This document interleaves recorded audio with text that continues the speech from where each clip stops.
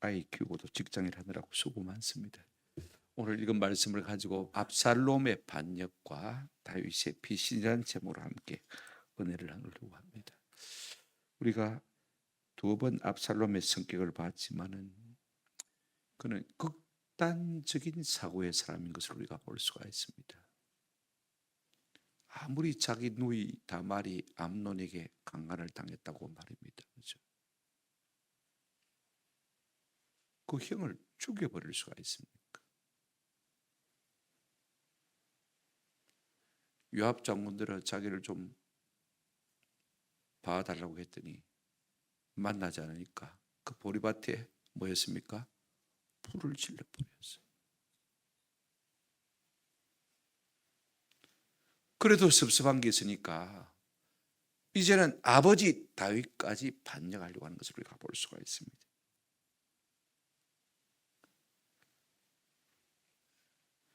참 치밀하고요 잔인한 사람입니다. 암논을 죽이기 위해서는 2년 동안 묵묵히 준비했습니다.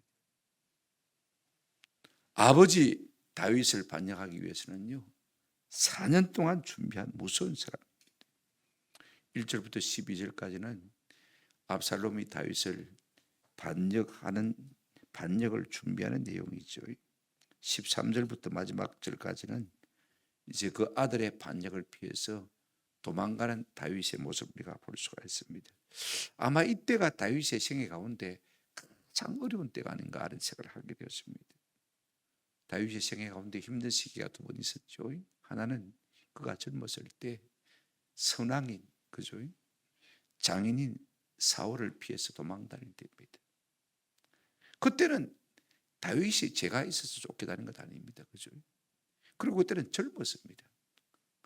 고생도 우리가 젊어서 한다고 말입니다. 감당하기가 쉬웠을 것 같아요. 그런데 지금은 늙었을 때입니다. 또 자기 죄로 말미암아 이 모든 일이 일어난 것을 알고 있습니다. 여러분 그러니요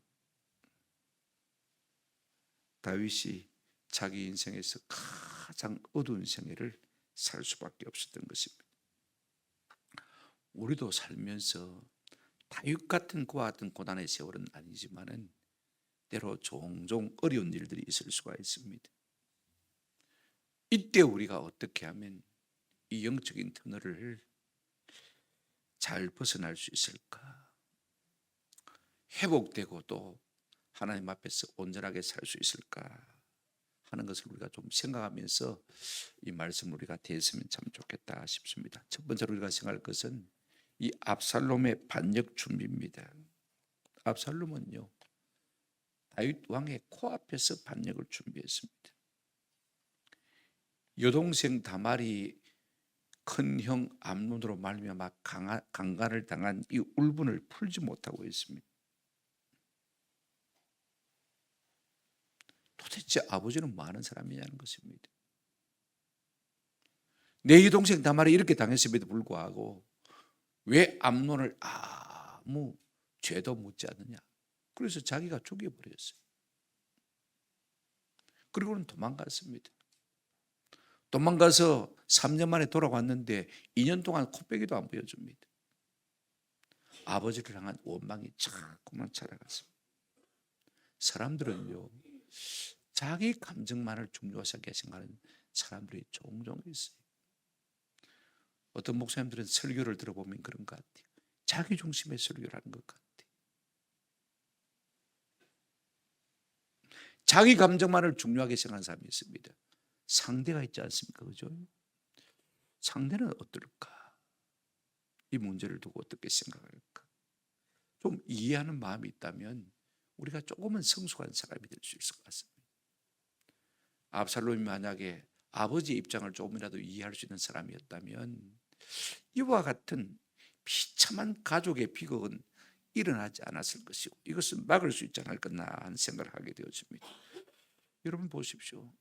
아버지를 반역하기 위해서 이제 이 압살롬이 하는 일이 무엇입니까? 자기 자신을 관리한 이 과시한 일을 먼저 하는 것을 볼 수가 있습니다. 1절 한번 보실까요? 그 후에 압살롬이 자기를 위하여 병거와 말들을 준비하고 호위병 50명을 그 앞에 세우니라.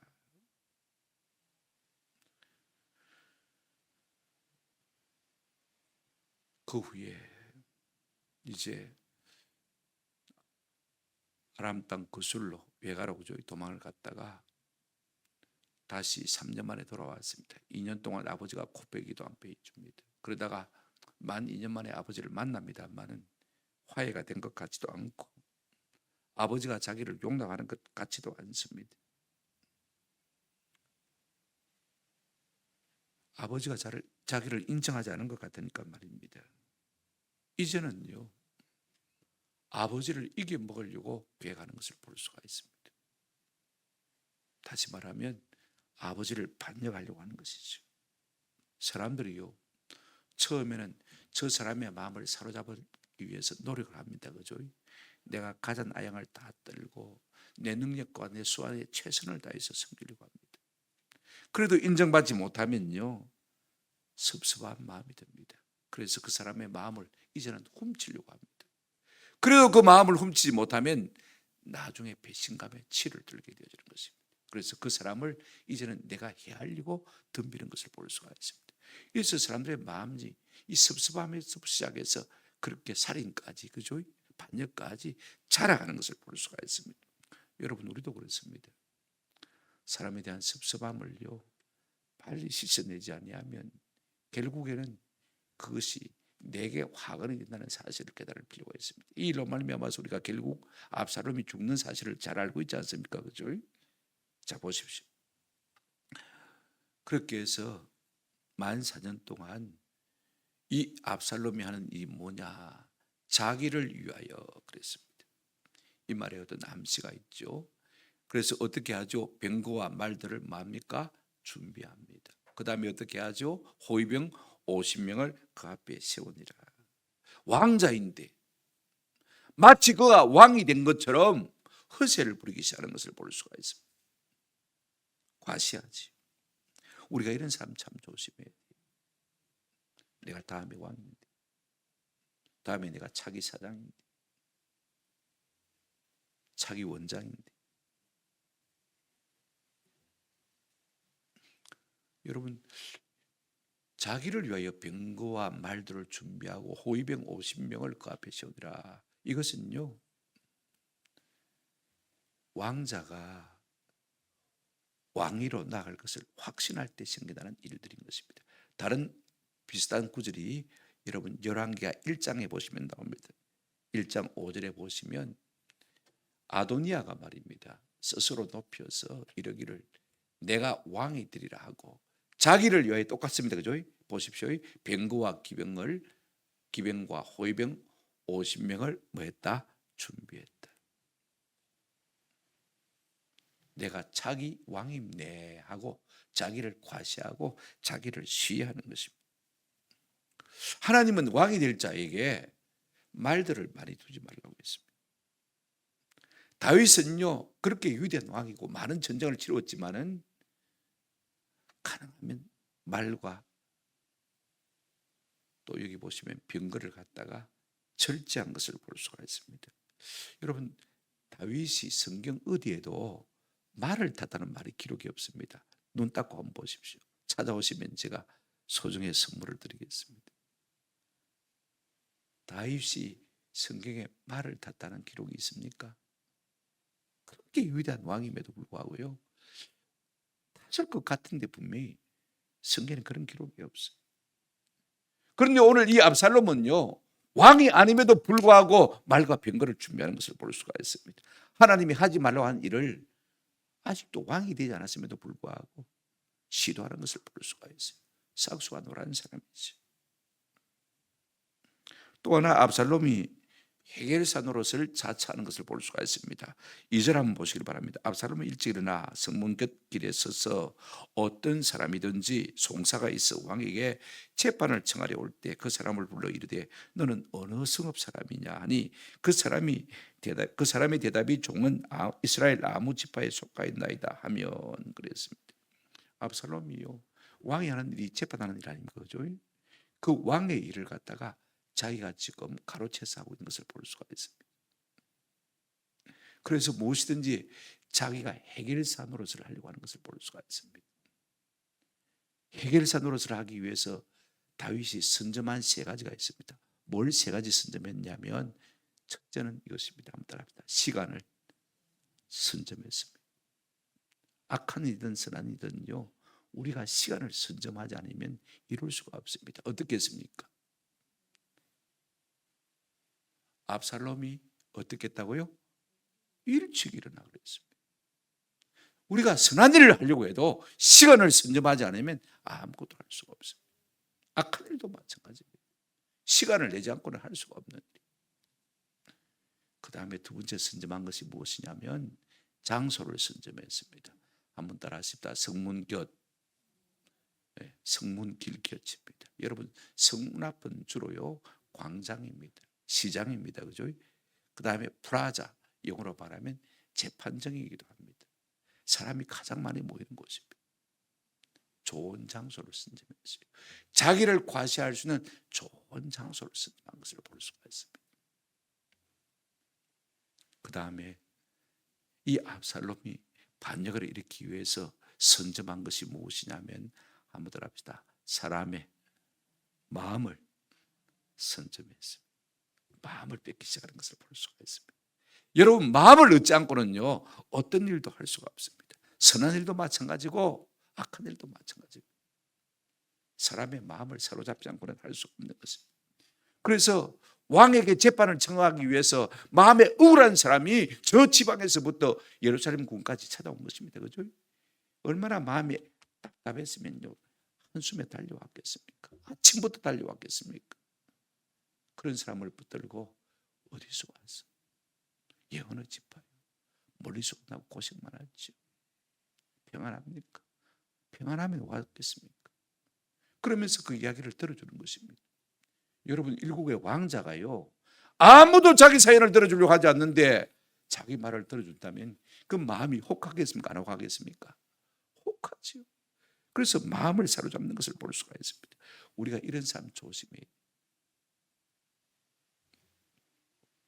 그러면 이 압살롬이 마음이 억울한 사람의 마음을 어떻게 선점합니까? 4절 한번 보시길 바랍니다. 압살롬이 그에게 이르기를, 보라, 내 일이 옳다 바르다마는 대충 들어보고, 당신 말 맞네, 당신이 옳네, 그러고 있습니다. 한번 따라합시다. 공감합니다. 공감. 무슨 이야기를 하면 옆에서 꼭 사족을 떨어요. 그런데 억수로 기분 나쁩니다. 한 대 찌받고 싶어. 그렇지 않습니까, 여러분들? 그죠? 나는 실컷 내 생각을 하고 진지하게 얘기했는데 옆에서 자꾸 콧방구만 끼고 있고, 그죠? 그런데 하고 사족을 달고 있으면요 누구도 기분 좋을 사람 아무도 없습니다. 그런데 여러분 보십시오. 이 그 마음이 억울한 사람들이 와서 아침부터 재판을 받으러 왔는데 이 압살롬이 어떻게 합니까? 탁 마음을 사로잡아가지고, 맞다, 네 말 맞다, 네가 옳래, 100% 공감을 던지고 있는 것을 볼 수가 있습니다. 절대 공감입니다. 대충 들어보고는요, 그래, 많이 억울하겠네. 그러면서 은근히 불만을 심어 넣는 것을 볼 수가 있습니다. 뭐라고 했습니까? 4절 끝에 보시면, 네가 옳은데 네 송사를 들을 사람을 왕께서 세우지 아니하셨나이다. 무슨 말입니까? 왕을 비방하는 것도 아닙니다. 그럼에도 불구하고 아주 교묘하게 은근슬쩍, 왕이 이제는 늙어갖고 기력이 없어가지고 제대로 일을 못한다는 그 말인 것입니다. 비난을 하지는 않지만은 우회적으로 왕이 좀 아쉽다 이야기를 은근슬쩍 뭡니까? 넣어주는 것을 볼 수가 있습니다. 그래서 이 압살롬은요 자기가 해결사 노릇을 자처하는 것을 볼 수가 있습니다. 여러분, 하루가 아닙니다. 4년 동안 매일 그렇게 했습니다. 대단한 사람 아닙니까? 참 무서운 사람이에요. 4절, 또 압살롬이 이르기를 만일 내가 이 땅에서 재판관이 되고 누구든지 송사나 재판할 일이 있어 내게로 오는 자에게 내가 저기를 베풀기를 원하노라. 내가 왕이 되면 잘 재판할 수 있을 텐데.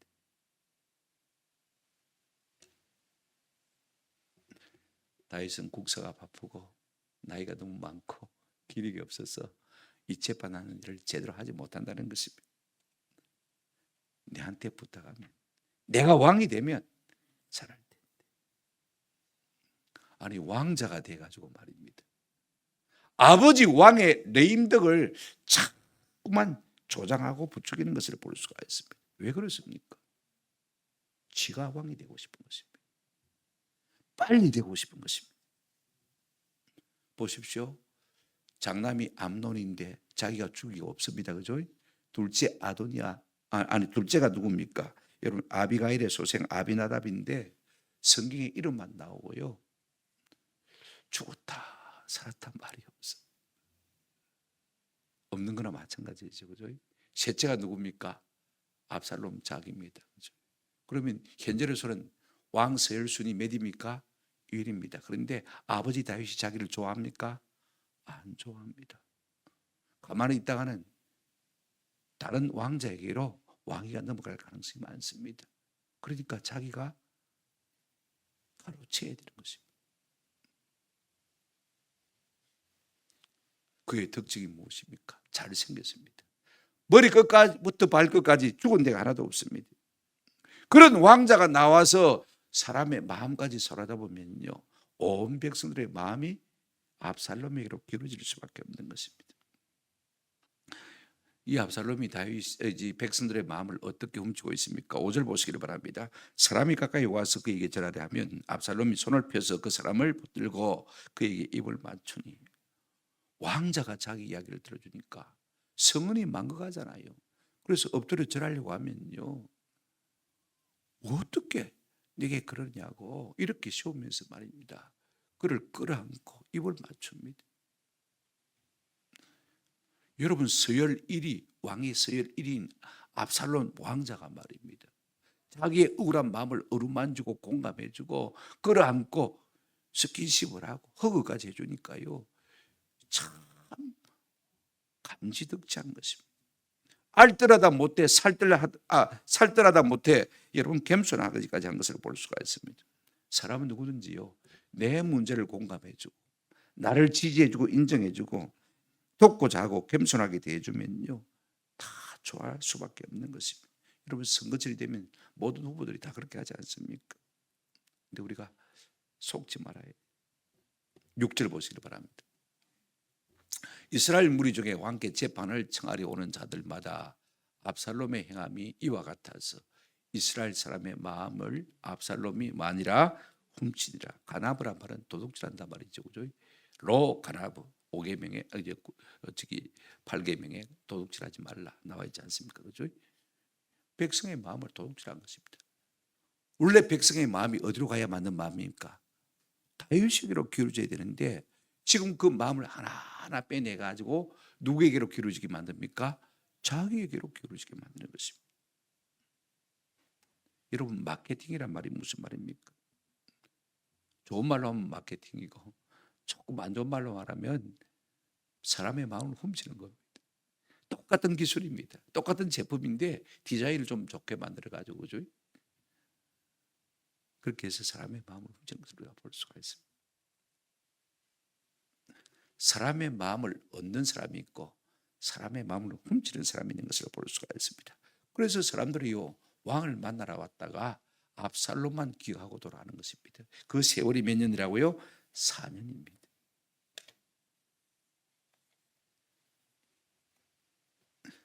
압살롬의 입장에서 보면 자기가 백성들의 마음을 사로잡는 것이지만은 다윗의 입장에서 보면 어떻습니까? 반역이고 모반이지. 이처럼 이 압살롬은요, 이미 자기 마음으로 자기가 왕인 것입니다. 아버지가 두름뜨고 부릅뜨고 살아있음에도 불구하고 말입니다. 이미 그 마음속에는 누가 왕이라고요? 자기가 왕인 것입니다. 이것이야말로 반역인 것입니다. 이제 두 번째로 우리가 압살롬의 반역의 실행을 한번 생각해 보십시다. 압살롬은 자기가 왕이 되었어요. 사람도 이용하고 하나님도 이용하는 것을 볼 수가 있습니다. 여러분, 압살롬은 욱하지 않습니다. 절대로. 오랫동안 철저하게 계산하고 실행하는 스타일입니다. 암논을 죽일 때도 2년 동안 기다렸다가 그렇게 했습니다. 그렇죠? 자기가 왕이 되려고 할 때도 몇 년 동안 이 일을 했습니까? 4년 동안. 마음이 억울한 사람들의 마음을 간질러 주면서 공감해 주면서 말입니다.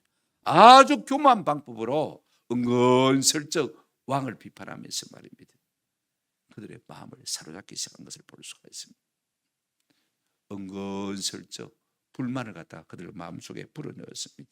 그래서 왕에게로 행하는 민심을 이반시켜서 자기에게로 기울어지게 하는 마음의 도둑질을 한 것을 우리가 볼 수가 있습니다.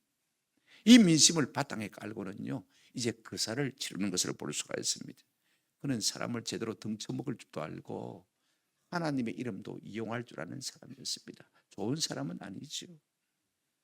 여러분 보십시오. 첫째로 자기가 왕이 되기 위해서요, 하나님 이름마저도 이용하는 것을 볼 수가 있습니다. 7절 한번 보시기를 바랍니다. 4년 만에 압살롬이 왕께 아뢰되 내가 여호와께 선한 것이 있사오니 청하건대 내가 헤브론에 가서 그 소원을 이루게 하소서. 그렇게 바라고 있는 것을 볼 수가 있습니다. 매일 아침마다 성문 앞에서 억울한 마음을 가진 사람들의 마음을 어루만져주고, 그죠? 그들의 마음을 사로잡았습니다. 도출했습니다. 이제 만 4년의 세월이 지난 다음에 그가 드디어 아버지께 나아가서 청을 합니다. 내가 소원이 있어서 헤브론에 가서 서원제를 드리려고 합니다.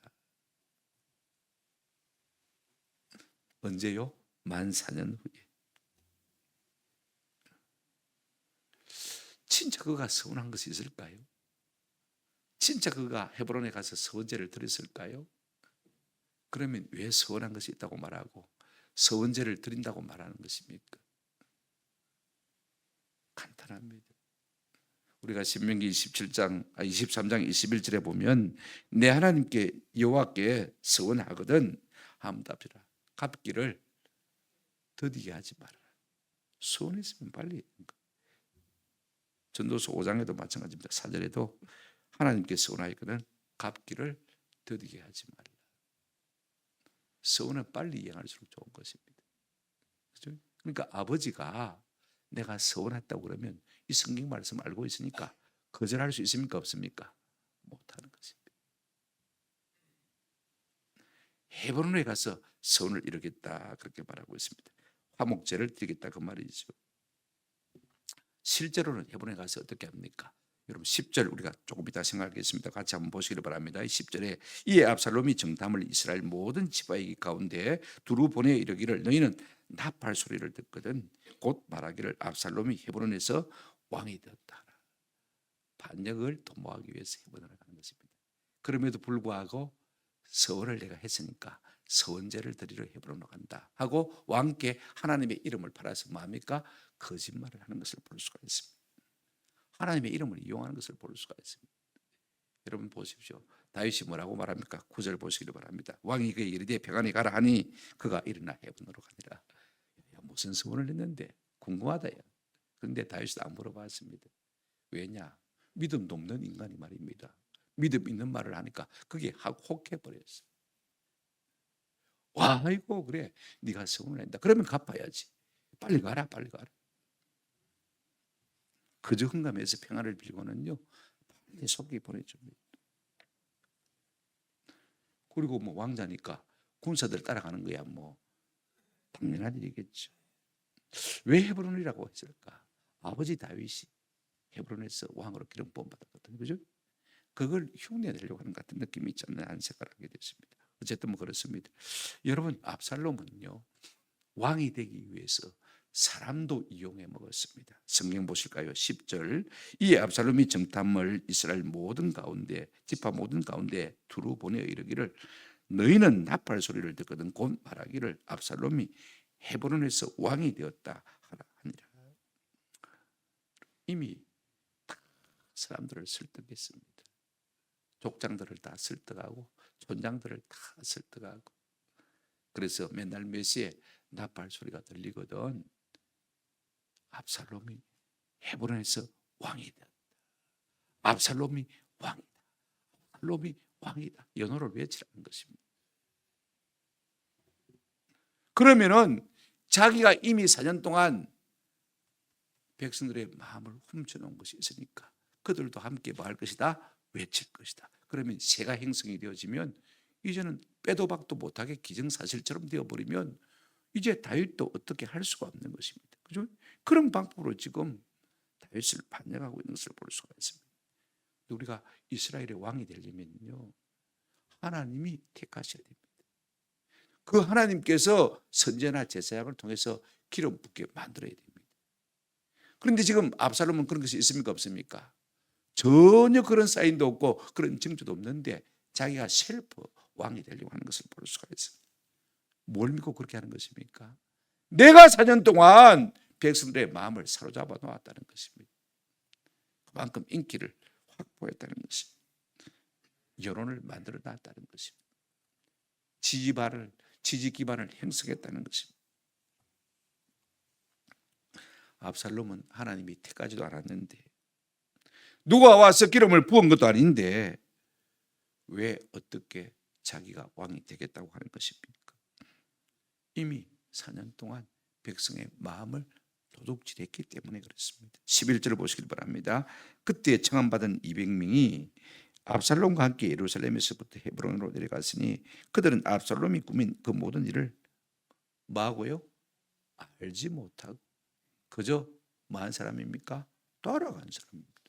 왕자가 가니까 호의를 해야 되니까 따라간 사람들인 것입니다. 여러분, 이 압살롬은요, 아무 영문도 모르고 따라하는 사람까지 이용해 먹어버립니다. 그래서 나팔을 불면서 압살롬이 왕이다 외쳐버리면 자기들이 어디에 있었습니까? 그 자리에 있었잖아요. 내가 마음으로 동조했든 안 했든 그 자리에 함께 있었으니까 반역죄를 뒤집어 쓰게 되어집니다. 그러면 어떻게 되어집니까? 이제는 빼도 박도 못하게 되어지는 것이죠. 어쩔 수 없이 압살롬을 뭐 하게 되십니까? 지지할 수밖에 없는 것입니다. 이래도 죽고 저래도 죽는데 잘못하면. 그러면 응거추첨하게 자기들도 압살롬이 왕이다 그러면요, 헤브론 사람들도 어떻게 하겠습니까? 200명이 외치되니까 말입니다. 대세가 이미 기울은 모양이다. 헤브론 사람이 또 외쳐대면 다른 지파 사람들도 소문을 듣고 어떻게 하겠습니까? 이미 대세가 압살롬에 이렇게 기울어진 모양입니다. 그런데 이 반역의 대표적인 사람이 누구냐 하면 성경 한번 보시기를 바랍니다. 12절 제사 드릴 때 압살롬이 사람을 보내 다윗의 모사 길로 사람 아히도벨을 그의 성읍 길로에서 청하여 온지라. 반역하는 일이 커가며 압살롬에게서 돌아오는 백성이 많아지니라. 뭐 제사를 드리려고 포문 잡아놓은 거 아니에요, 그죠? 근데 이 압살롬의 반역하는 일에 가장 우두머리가 된 사람이 누구냐면 길로 사람, 한번 따라합시다. 아히도벨 여러분 기억해 두시길 바랍니다. 원래 이 아히도벨은요 어떤 사람이냐? 다윗 왕의 모사입니다. 책략가입니다. 전술을 담당했던 사람입니다. 우리가 사무엘하 16장 23절을 보게 되었으면 그때 아히도벨이 베푸는 계략은 사람이 하나님께 물어서 받은 말씀과 같은 것이라. 그 정도로요, 하나님의 말씀과 똑같은 정도로 정확했습니다. 여러분, 그런 사람이 누구 편에 붙었다고요? 반역하는 누구 편에 붙었다고요? 압살롬의 편에 붙었습니다. 그럼 왜 다윗의 모사였던 그 사람이 다윗을 반역한 이 압살롬의 편에 붙었을까? 아히도벨은요 누구냐면 바세바의 할아버지입니다. 성경 보실까요? 사무엘하 11장 3절 보시길 바랍니다. 다윗이 사람을 보내 그 여인을 알아보게 했더니 그가 아뢰되 그는 엘리압의 딸이요 헷 사람 우리아의 아내 바세바가 아니나이까. 엘리압의 딸이라고 했습니다. 그러면 엘리압은 누구냐? 성경 또 한번 살펴보십시다. 23장 34절입니다. 23장 34절 보시면 끝에 길로 사람 아히도벨의 아들 엘리암과 기도하지 않습니까? 그러니까 아히도벨 그 다음에 엘리암 누구요? 바세바. 그런데 여러분 그 바세바가 다윗 왕에게 억지로 그죠? 강간을 당했습니다. 실제로는 강간이지. 내 손녀가 당했다 생각이 되어지면요, 이 할아버진 아이도벨은 더 이상 견딜 수가 없었던 것입니다. 그래서 짐 싸고 바이바이 해버렸습니다. 내가 당신이 그런 사람인 줄 몰랐다. 그리고는 고향으로 길로로 낙향해 있었습니다. 이 모든 것을 아는 압살롬이요, 헤브론에 가서 아이도벨을 모셔옵니다. 이 압살롬은요, 아이도벨을 보고 오라 그러면 올 줄 알았습니다. 왜? 다윗에 대한 반감을 가진 사람이니까.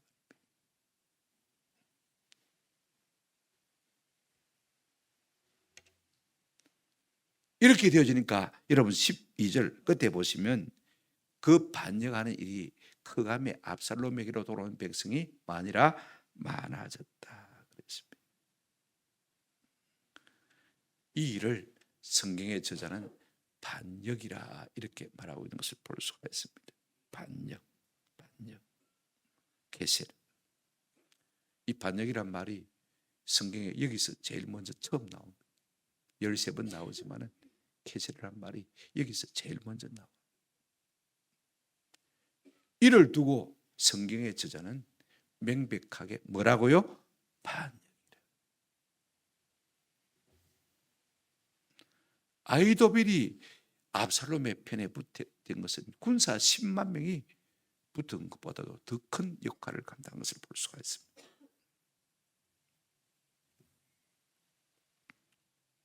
사람들은요, 압살롬의 외행만 보고 이제 그를 지지하기 시작한 것을 볼 수가 있습니다. 사람들은 사울의 외모를 보고 왕으로 그렇게 칭송했다가 크게 곤욕을 치르면서도요, 여전히 외모에 속는 것을 볼 수가 있습니다. 어떤 사람이 그랬대요. 개도요, 뚱뚱한 사람이 밥 주고 날씬한 사람 밥 주면요, 어느 쪽에 줄 서느냐? 날씬한 사람이 밥 주는 데 쓴다고 그래요. 누구도요? 개도. 진짜 그런지 잘 모르겠습니다. 그만큼 사람이 외모에 약한.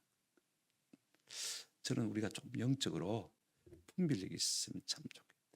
저 사람의 마음이 하나님께로 기울어지고 있는지, 아니면 하나님을 떠나서 지 마음대로 사는 사람인지, 지 야망과 지 욕망을 위해서 저 일을 하고 있는 것인지 우리가 좀 잘 살펴볼 필요가 있는 것입니다.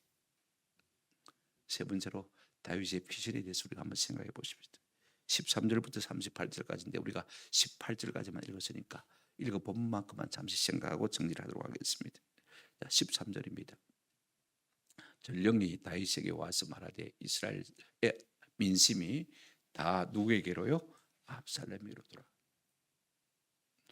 여태까지 다윗이 뭐 하고 있었는지 모르겠습니다.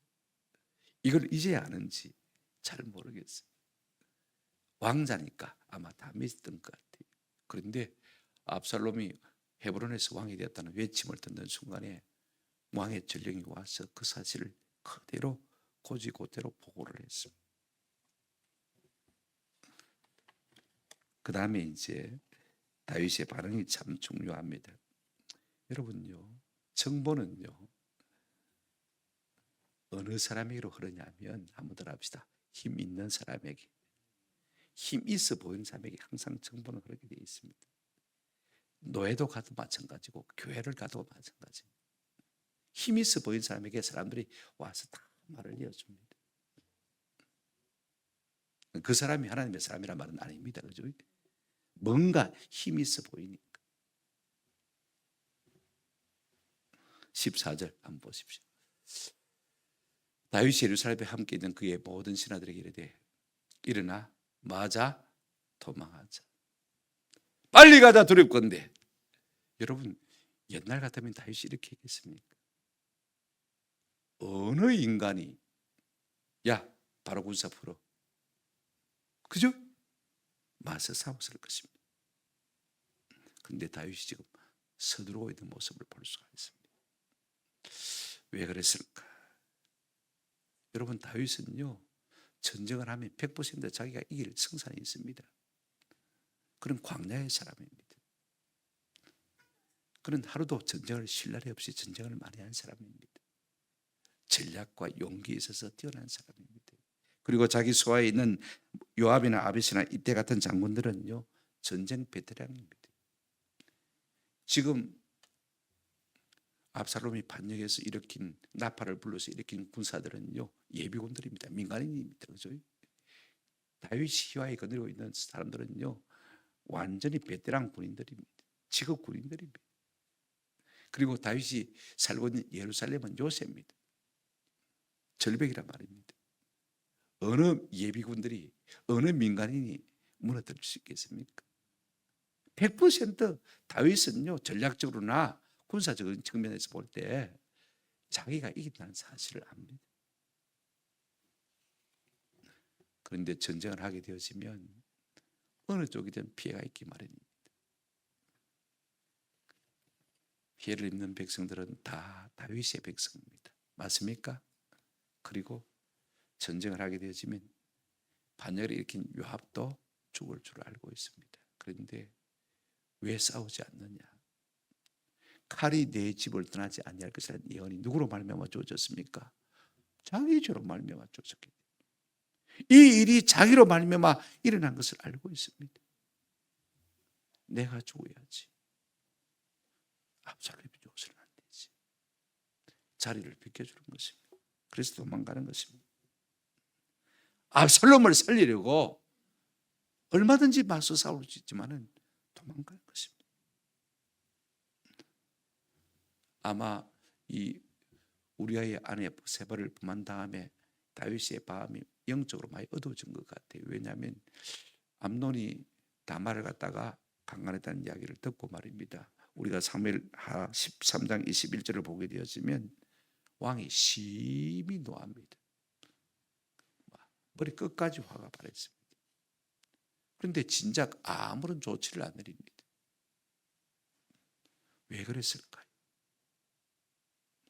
압살롬이 생각할 때는 섭섭하겠지만은요, 다윗의 입장에서 생각하면 내가 우리아의 아내 바세바를 취한 거로 이 모든 일이 우리 집안에서 이렇게 일어났다고 생각하면요, 암논을 어떻게 할 수가 없는 것입니다.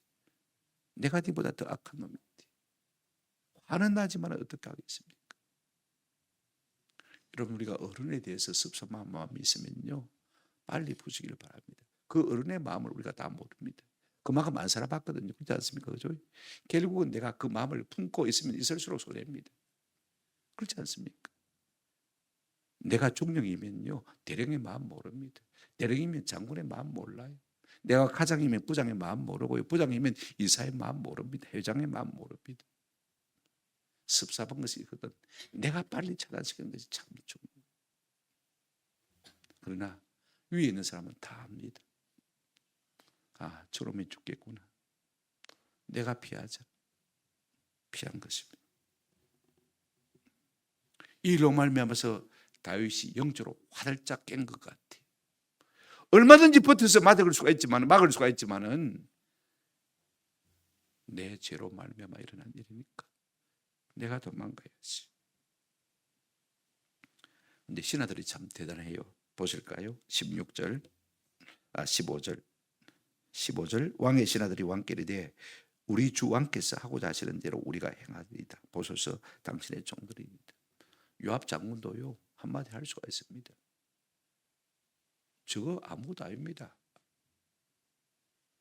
기다렸다가 단가를 치십시다. 얼마든지 그럴 수 있습니다만은요, 참 하나님이 은혜를 주시던 것 같아요. 더 큰 화근을 막으려고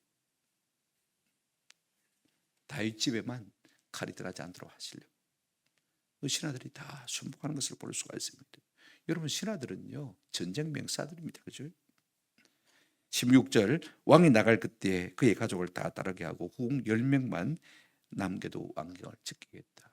가족들을 다 데리고 나간 걸 보면 아마 돌아오지 못할 가능성도 있다는 생각을 하게 되었어요. 다윗이 드러나면서 말입니다. 내가 못 돌아올 수 있다는 사실을 생각한 것 같아요. 후궁 10명만 남겨뒀다는 것은 혹시 하나님의 은혜를 입으면 내가 돌아올 수 있을지도 모르겠다. 아마 양 생각이 다 여기에 포함된 것 같아요. 그러는 와중에도 17절 18절을 보게 되어지면 이 왕이 군사를 점호하는 것을 우리가 볼 수가 있습니다.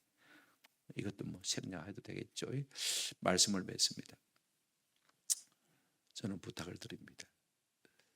절대로 우리의 마음 가운데 섭섭함을 키우지 마십시오. 왜 섭섭함이 생기느냐? 한번 합시다.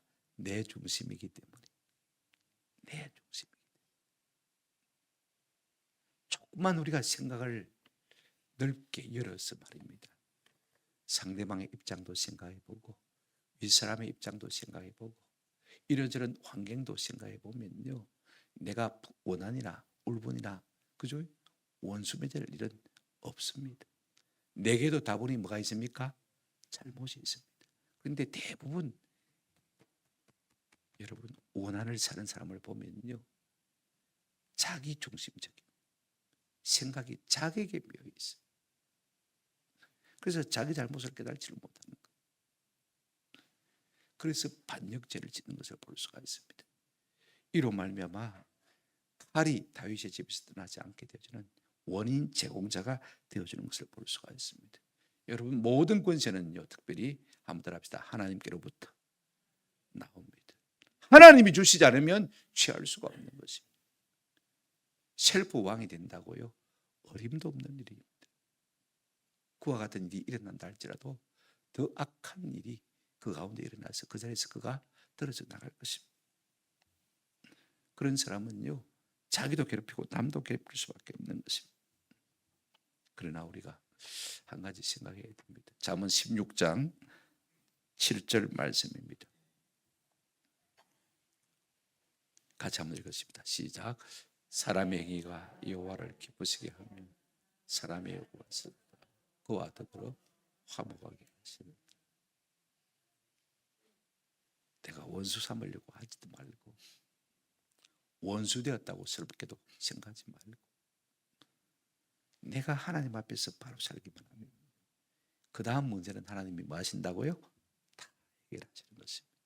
오늘 우리 가운데 섭섭한 마음도 있고 얽히고 슬픈 마음도 있고 복잡하고 그래서 미워하고 원망스러운 일이 있다 할지라도요, 우리가 거기에 초점을 맞추면 우리도 망하게 되었습니다. 꼭 기억하시고요, 우리가 신앙생활 하면서 관계 속에서 어려움을 당할 때 우리가 어떻게 하면 하나님을 기쁘시게 할 것인가, 이걸 생각하는 은혜가 있기를 주님의 이름으로 축원합니다. 그러면 이 모든 문제를 하나님이 정리해 주시는 것입니다.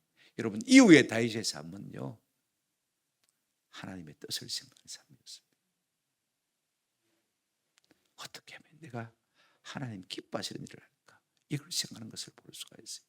이로 말미암아 이 문제가 해결되어지고 그의 머리를 들게 되는 것을 우리가 보게 되었지 않습니까?